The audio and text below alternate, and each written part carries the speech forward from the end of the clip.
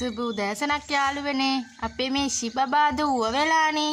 ඉතින් මේ ශිබබා බේත් ටික බොන්න තමයි හදන්නේ. මේ තමයි ශිබබාගේ බේකන් ටික. එයාට තූත් ෂින්ඩින්ගකුත් දෙනවා මේ වතුර. දැන් ශිබබා ඔන්න මේ බේක එක බොන්න. කො බොන්න. වතුර බොන්න. බේකන් ඕනේද?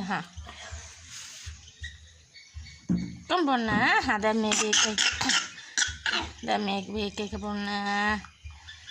බුදු සරණයි පුතාට එක්කනින්ම සුව වෙන්න ඕන. දැන් සීනි චුට්ට කන්න.